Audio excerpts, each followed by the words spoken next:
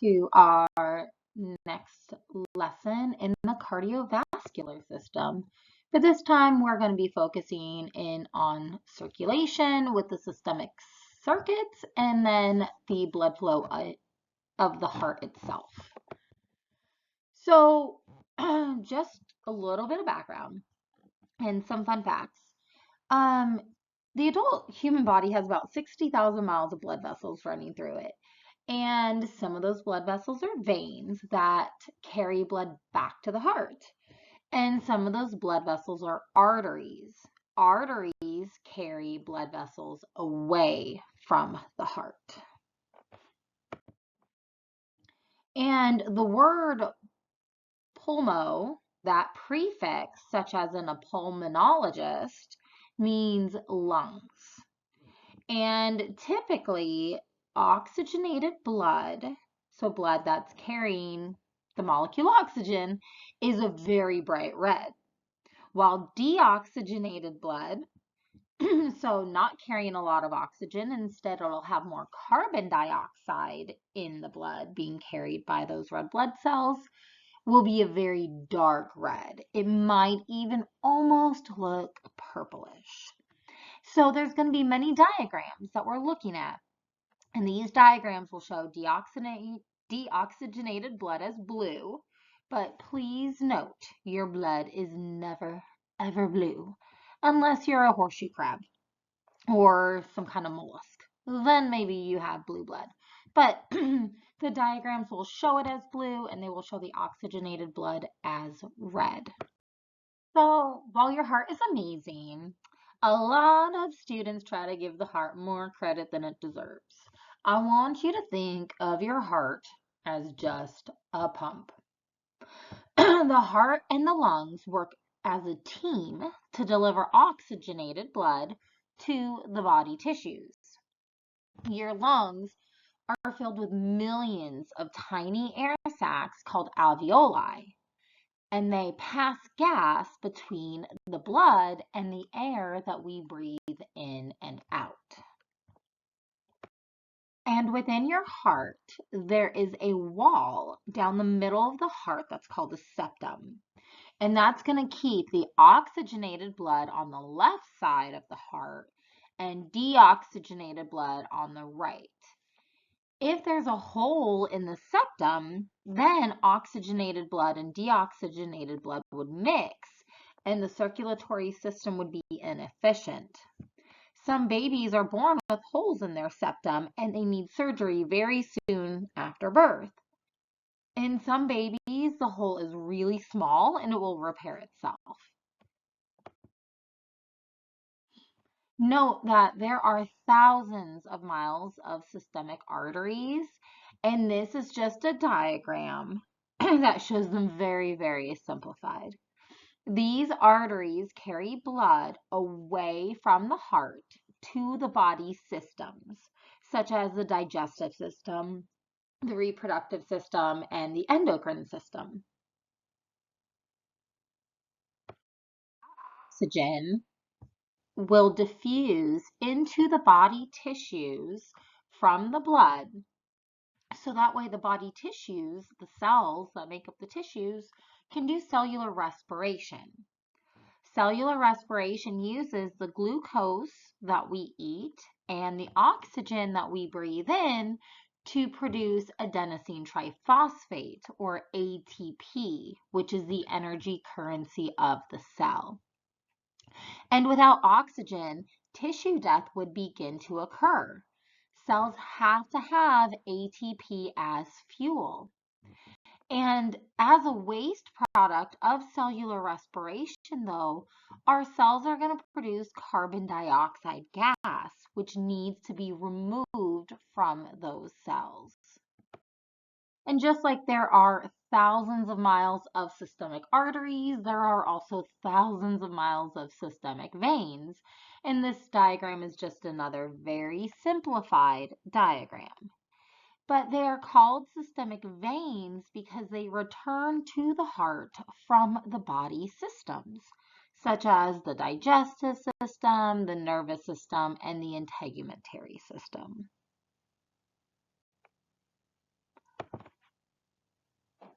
And now we are back at the heart. But our body or our tissues need freshly oxygenated blood, or they wouldn't be able to perform that cellular respiration. And then tissue death will occur. And the heart cannot oxygenate blood. So we need to have the lungs step in so that way the lungs can do their job. The only arteries that carry deoxygenated blood are the pulmonary arteries. So remember that arteries carry blood away from the heart. So these are arteries. And then those pulmonary arteries become pulmonary arterioles, and then those arterioles become capillaries that will cover the wall of the alveoli of the lungs. Blood from the pulmonary arteries is shown here as deoxygenated in blue. And as the blood passes over the alveoli, carbon dioxide will diffuse through the membranes from the bloodstream into the alveolus of the lungs, and it will flow out of the body when we exhale. As we inhale, airflow will go in through the lungs and into the alveoli, and oxygen will diffuse from that alveoli space into the bloodstream, reoxygenated blood. Thank you, lungs. It's super cool to think that blood undergoes a color change reaction through our lungs. So it will go from this dark red color, almost purplish, to a very bright red color. The lungs, as great as they are not a pump, and they cannot push that oxygenated blood back to the body tissues. So instead, that oxygenated blood is going to enter the left side of our heart, which is a second pump. And this left side of the heart will pump oxygenated blood. It will return to the heart into an atria through pulmonary veins. And remember that veins return to the heart. So the pulmonary veins are the only veins that carry oxygen-rich blood, and all the systemic veins will carry deoxygenated blood. But they are still veins because they are returning to the heart. So notice that the pathway of blood kind of forms a figure 8 with the circuit on the top and the circuit on the bottom. So pulmonary refers to the lungs. So the pulmonary circuit goes between the heart and the lungs. It's represented by this top portion here. While systemic refers to the body systems. The systemic circuit goes between the heart and all of the body tissues, which is being represented right here by this guy. Blood will never flow directly to the body from the lungs or to the body to the lungs. The heart is always the middleman. So here you can see the pulmonary circuit, which is between the heart and the upper lungs, which is the upper loop. And then we have the systemic circuit that is between the heart and the tissues, which is shown here in this diagram as the lower loop. But please note it goes to all parts of the body, including the inferior and superior portions like the head. So how does blood flow through the heart? This is going to be a loop. So it doesn't really matter where you start because it's going to go into it's going to be a full circle. But if we start with the body tissues, blood from the body tissues is deoxygenated, and that will flow through the inferior vena cava if it's coming from the lower part of the body, and the superior vena cava if it's going from the top of the body. And that will empty into the right atrium. Then it will pass through a valve, and we'll go over that valve, into a chamber called the right ventricle. Then that blood will flow through another valve and into the pulmonary arteries. And there's a right and a left pulmonary artery where the blood will travel to the right and left lungs to pick up more oxygen and drop off carbon dioxide. And then from the lungs, we will have the blood return to the heart. And so if you look here, I have pulmonary veins from the left lung, and over here I have pulmonary veins from the right lung. Please note, these do not go into the right atrium. They actually connect over here to the left atrium. And that blood is oxygenated. So it will go into this left atrium, and then it will pass through a valve into the left ventricle. And then blood will go from that left ventricle through another valve, and it will pass through right behind the pulmonary trunk here and go through another valve and out through this major blood vessel called the aorta to drop off oxygen to the rest of the body. And so here is another really good diagram, and this is just something that we're going to have to memorize. So if everybody can find location number 1 right here, this is the right atrium, and blood will enter into the right atrium from this structure here, which is the superior vena cava, and this structure here, that is the inferior vena cava. And blood will flow if you follow the arrows from that inferior vena cava up here. And then here through, okay, so we're at number 1. And then blood will flow through an atrioventricular valve, right? Those are between the atria and the ventricles. And it will go into the right ventricle, this chamber here. And then that ventricle will contract. And as that ventricle contracts, pressure is going to build. And as it contracts, there's those papillary muscles that are pulling on the chordae tendineae that is preventing the AV valve from opening the opposite way. However, this semilunar valve does not have that chordae tendineae. So when this ventricle contracts, blood will get pushed through the pulmonary valve and into this pulmonary trunk. Well, the pulmonary trunk will branch into the left pulmonary artery and the right pulmonary arteries.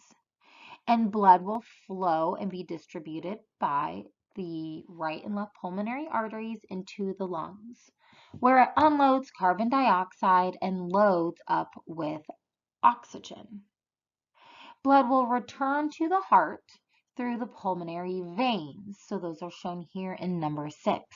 You can see that there are 2 pulmonary veins that will deposit right into that left atrium. And then there are 2 more pulmonary veins from the right lung.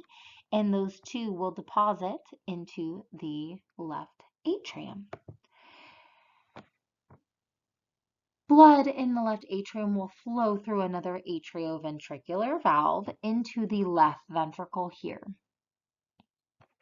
And then when the heart contracts, that left ventricle will squeeze simultaneously with step 3 when the right ventricle was squeezing and contracting. And just like the AV valve on the other side of the heart, there's that chordae tendineae preventing that valve from opening in the opposite direction. But the semilunar valve to the aorta does not have that chordae tendineae. So when that pressure builds in that ventricle, blood will move through the aortic valve and it will go through this portion here that's going up. So that portion, since it's going upward, is called the ascending aorta. And then that blood vessel will arch. The aorta will arch here, and that's called the aortic arch. And there are three major blood vessels that are breaking off of that aortic arch, and that will distribute blood to the upper or superior regions of the body, including the head and the right and left arms and the pecs and chest region. And then that aorta will make a loop down and it will begin to descend. And there will be continued branching off of the descending aorta. So blood will be distributed to every organ in the body where it will unload oxygen and load up carbon dioxide. And then blood will return to the right atrium by the superior vena cava and inferior vena cava. So one of the mnemonics that I teach is to remember the valves as blood is flowing through the heart. So the mnemonic you want to remember is TP my assets. So when blood is in the right atrium, it's going to flow from the right atrium into the right ventricle through the tricuspid valve. And then blood will flow through the pulmonary valve into that pulmonary trunk. And then it will go to the lungs and return to the left atria. And then it will have to pass through the mitral valve. Once the left ventricle contracts, it's going to get pushed up and go through the aortic valve. So TP my assets.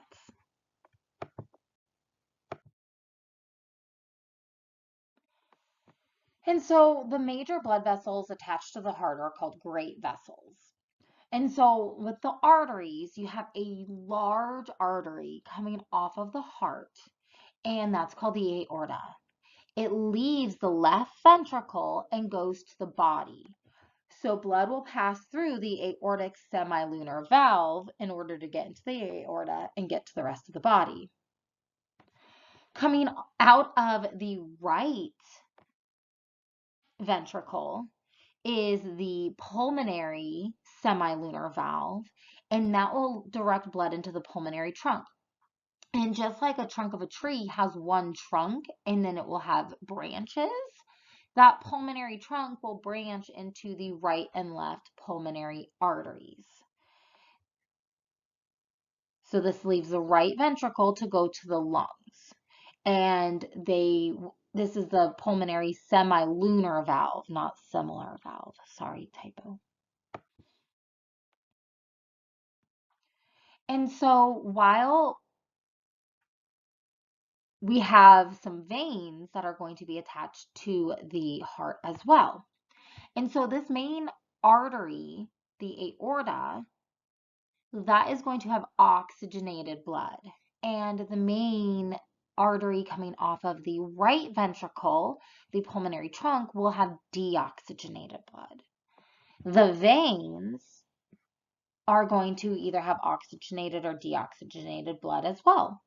The inferior and superior vena cava that return blood from the body's systems will have deoxygenated blood, and they will enter the right atrium.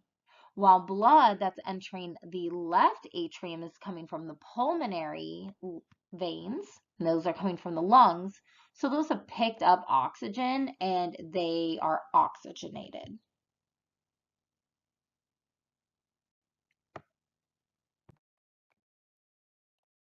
So I'm not going to reread the blood flow going through the heart, but I have this here so you can pause it or you can screenshot it or take a picture of it.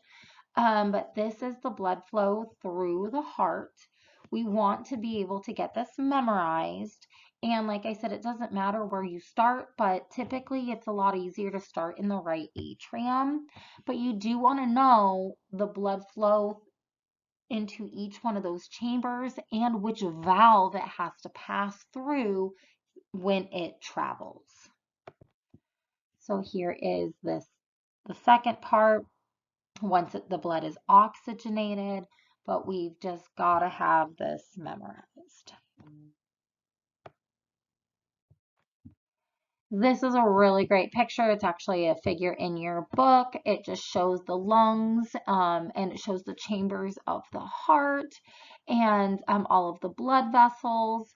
But remember that this is just a circle. There is no starting spot. There's no ending spot. So you can start wherever you like and just memorize it from there. But I always start right in that right atrium. And when it comes to the heart muscle needs its own blood supply. Just because the inside portions of it is carrying blood doesn't mean it can use that blood. The blood in those heart chambers don't nourish the muscle section of this heart. So we have the heart with its own nourishing circulatory system that has coronary arteries, and then it has cardiac veins. Yes, they're different. They call them coronary arteries and they call them cardiac veins. And so coronary arteries are going to carry oxygen-rich blood to the heart muscles, while cardiac veins will drain the myocardium of blood, and they will all pool in what's called a coronary sinus, which is this large vein on the back side of the heart, and it will empty into the right atrium, just like the superior vena cava and the inferior vena cava do.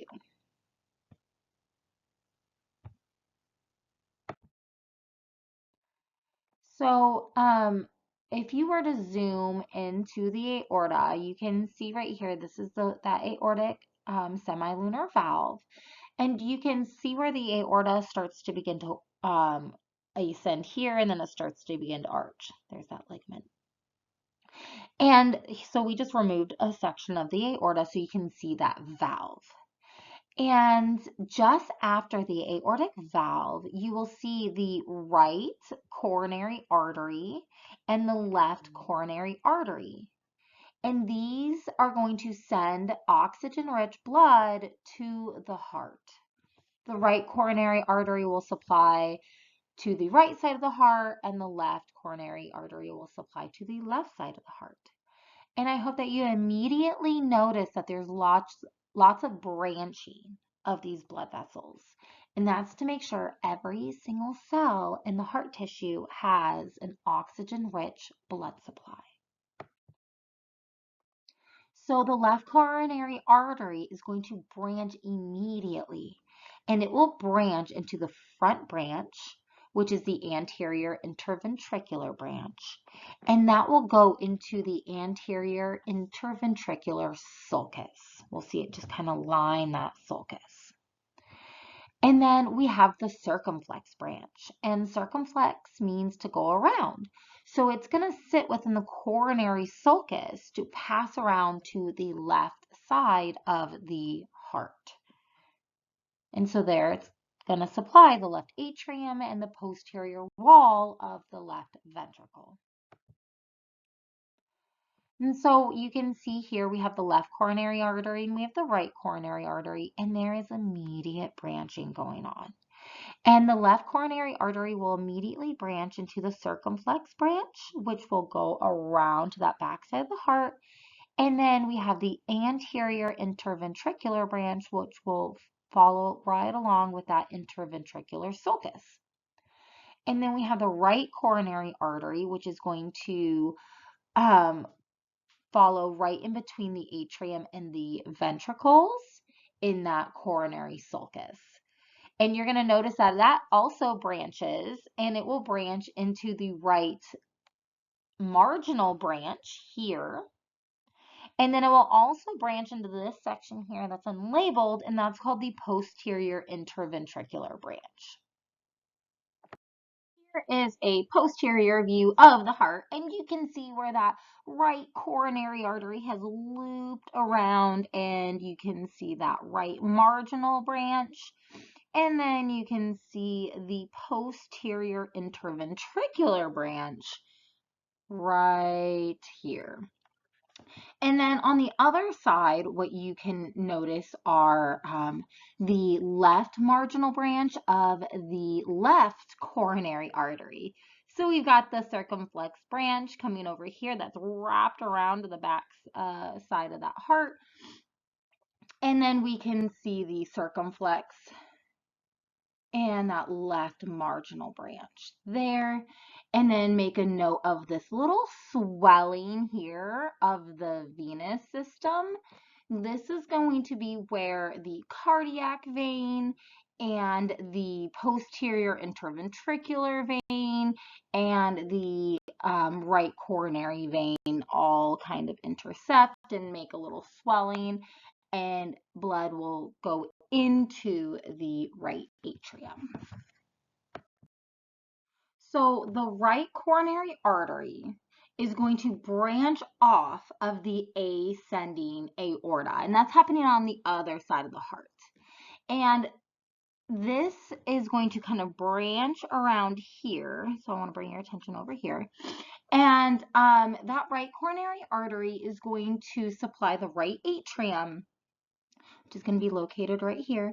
And the structure that we're going to get into in the next unit called the sinoatrial node, also known as the pacemaker. So this area right here is the atrium. And then you're going to see that the posterior interventricular branch, which is this branch right here, that is going to supply blood to the posterior walls of the ventricles. So these are those ventricles here.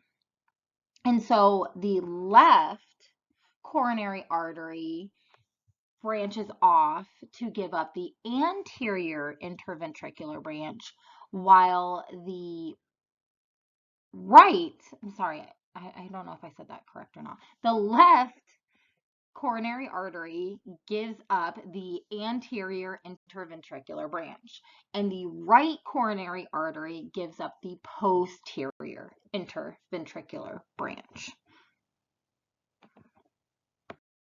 Here you see a really cool image as if everything, all of the connective tissue and all of the muscle tissue has been removed, everything except for blood vessels. And what you're looking at are the arteries that are wrapped around the heart to supply all of the parts of the heart with a good, rich oxygen supply. So when blood is flowing through the heart, the blood has to get into these coronary arteries also. And blood flow into these coronary arteries is going to be at its maximum when the heart is relaxing. So this is because when that myocardium in the heart is contracting, those heart muscles are compressing and they're squeezing those coronary arteries, and that is obstructing the blood flow. Well, the aortic valve also flaps open during ventricular contraction, which we're going to learn is called systole. And when that flaps open, it actually covers the coronary arteries, further blocking the blood flow into them. So it's during ventricular relaxation, which is called diastole, that the blood can fill into the coronary arteries. So the ventricles will relax, those pulmonary valves close, and blood in the aorta can kind of surge backwards a little bit. But because the valves are closed, they're not going to go back into the ventricles. It can go back into these coronary arteries, filling the blood vessels of the heart. Let's kind of talk about when things don't go so right. We've heard of heart attacks, but the real name for a heart attack is called a myocardial infarction. Myo means muscle, cardial means heart. And then infarction means that you've had death of a tissue due to lack of blood supply. And so you end up with a sudden death of this patch of heart muscle that's caused from a long-term obstruction of the coronary blood circulation. And it usually begins by an atherosclerosis, which is a blood clot or a fatty deposit that will constrict the coronary arteries, but it could also be a spasm or a tumor or something else that's just blocking that coronary artery, such as scar tissue. There could be scar tissue preventing the heart from functioning properly as well. And so cardiac muscle that's downstream of whatever is causing that blockage will die. And typically there's going to be some heavy pressure or squeezing pain that's radiating into the left arm. And that pain and pressure is called angina. And it's common to have it radiate down that left arm, but that's actually more common in men.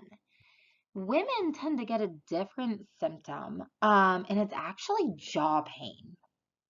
But sometimes these heart attacks can also be caused by what's called a painless heart attack. And that's when there is some disruption in the electrical conduction within the heart that leads to an abnormal rhythm or a fibrillation and eventually cardiac arrest. And so these silent heart attacks typically occur in diabetics and in elderly patients, but the myocardium infarction from the atherosclerosis is responsible for about 27% of deaths in the United States. And so 27%, that is a huge amount. And our heart has a little bit of a backup plan in defense for these heart attacks. There's a little bit of prevention in what's called arterial anastomies. And these are actually something that provide an alternative route for blood flow or collateral circulation. And so you can see right here we have the this junction of blood vessels. And so these are blood vessels that can be filled within the myocardium if there is some kind of blockage. So the blood flow from another blood vessel can kind of fill in that area that's going to be blocked. Pain in the chest is called angina pectoris because pain's angina, and since it's in the chest or the pectoral region, angina pectoris. And this is actually caused by cardiac tissue that is dying. And it's dying from an obstruction of coronary blood flow. So as the tissue is being deprived of oxygen, they begin to switch from anaerobic cellular respiration to from aerobic cellular respiration to anaerobic cellular respiration. And we learned this back in the muscle chapter. And what we learned is that during anaerobic cellular respiration that occurs without the presence of oxygen, that produces a byproduct of lactic acid. And lactic acid is a literal acid that burns your muscles. So it will actually induce and stimulate that chest pain. And so this image is showing you a blocked coronary artery by a fatty deposit known as a plaque. You can see that fatty deposit here. And we're looking at this artery that is in the anterior interventricular sulcus there. And so you will also see, because of that blockage, some of that tissue is turning black. It's necrotic tissue. And so they've had what's called a bypass surgery, where an extra blood vessel, you can see right here, it's not present here, that extra blood vessel is taken from somewhere else in your body where you don't need it. and they attach it in two places, typically off of one of these main arteries off of the aorta, and they basically go around that blocked blood vessel, therefore bypassing that blocked artery. And so blood can continue to flow to these arteries and nourish the heart. And you can have a single bypass. You can, where there's a blockage of one blood vessel. You can have a double where there's a blockage of two. You can have triple, and you can have a quadruple. So these are called cabbage, where they take blood vessels from areas where you don't need them, and they do use it to bypass a blocked artery. And here we have a real image of a bypass. This is a double bypass surgery. You can see one blood vessel is here that's been inserted, and then I see another one right here that has been inserted. And so we talked about coronary arteries, and now we got to talk about cardiac veins. Yes, they are referred to as coronary arteries, but with veins, they are cardiac veins. And so when we're looking at these cardiac veins, they are going to return blood to the right atrium via the coronary sinus, which is right here. And there are three inputs that are going to empty into this coronary sinus. So we have the great cardiac vein here, and that's going to travel along the anterior interventricular artery. And that's going to collect blood from the anterior portion of the heart. So the top part of the heart, or the front part of the heart. And then the middle cardiac vein. The middle cardiac vein is also called the posterior interventricular vein here. So this is going to be found on the posterior part of the heart, and it's going to be found in that posterior sulcus. And that will collect blood from the posterior portion of the heart. And then we have this artery or vein here that's called the left marginal vein. And that will collect blood from the left side of the heart. And then all of that blood has to return to the right atrium. So there's this little bulge here, that's the coronary sinus, and that will have an opening into the right atrium, which is going to be here.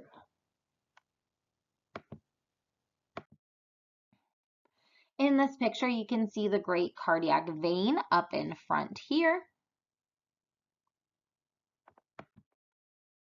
And then when I flip it over, we have the middle cardiac vein in the back, and then the coronary sinus that's going to dump blood into the right atrium. So we did this in the muscle chapter, but let's review for a second.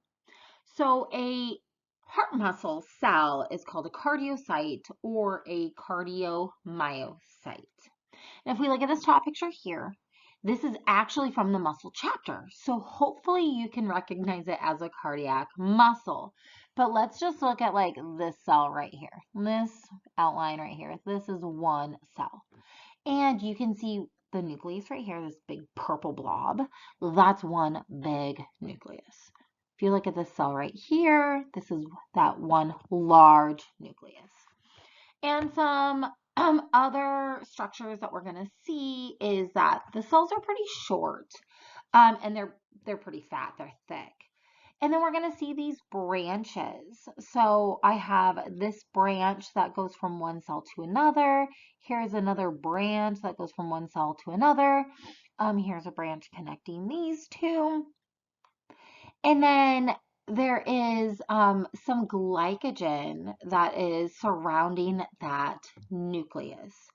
And there's a reason why there's a bunch of glycogen.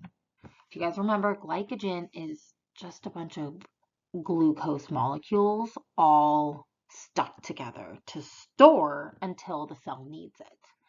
And so this cell, it's being a cardiac cell, it is going to need a ton of energy because it is constantly contracting. So it's going to have a lot of mitochondria to make that ATP energy that the cells need to contract. And that glycogen will store the sugar that is needed for these cells to continually do cellular respiration, producing the ATP that they need for contraction. And they're going to have lots of that glycogen storage. These cells also cannot regenerate, which means that if they're damaged, then when they heal, they are healed by fibrosis. And so the muscle will then be replaced by scar tissue. And scar tissue doesn't contract, doesn't have the same structure as a cardiac cell, so it's not going to contract the same as a cardiac cell. And then something else we're going to see are intercalated discs that join these cardiomyocytes together.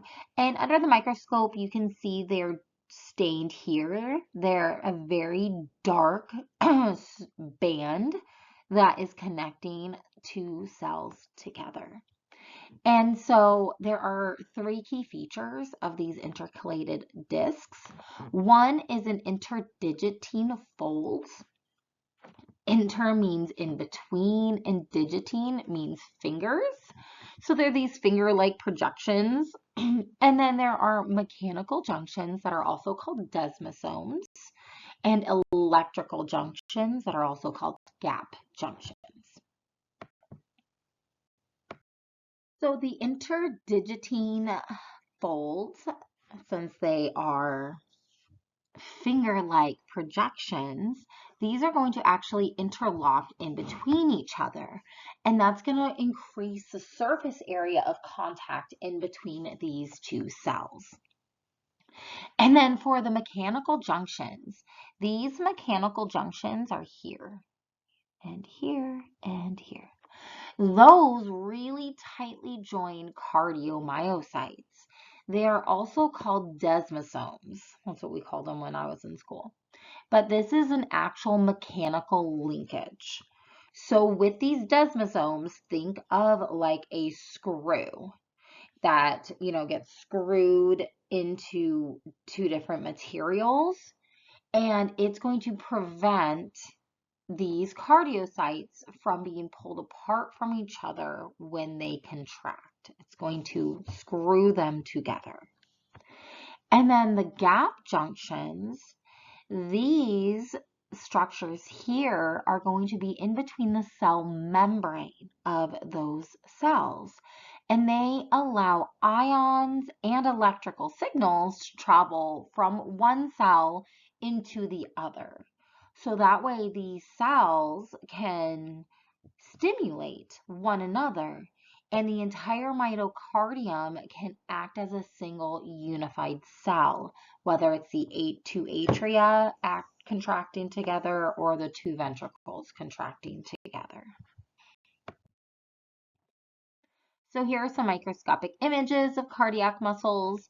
Note the branches. You can see them highlighted here, and the intercalated discs. And we also have the connecting muscle fibers and the cytoplasm that is around that nucleus.